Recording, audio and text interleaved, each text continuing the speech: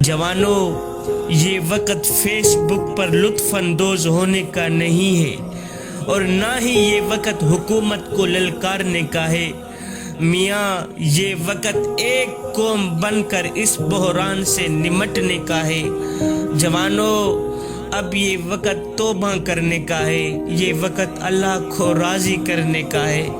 اللہ ہم سے ناراض ہو گیا ہے، یہ وقت اللہ کو راضی کرنے کا ہے۔ آپ اپنے اپنے گھروں میں رہیں۔ یہ جو وبا پھیلی ہوئی ہے، یہ تو آپ لوگوں نے بھی سنا ہوگا کہ کرونا وائرس سے مرنے والے کسی بھی شخص کو شاپر میں لپیٹ کر دفنایا جا رہا ہے۔ یاد رہے، نہ غسل دیتے ہیں اور نہ ہی کفن دیتے ہیں، اور تو اور گھر والے چہرہ بھی نہیں دیکھ سکتے مرنے والے کا۔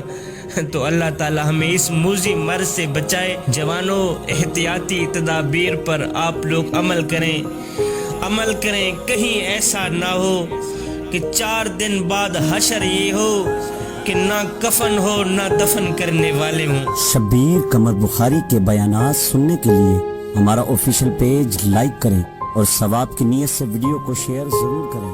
جزاک اللہ۔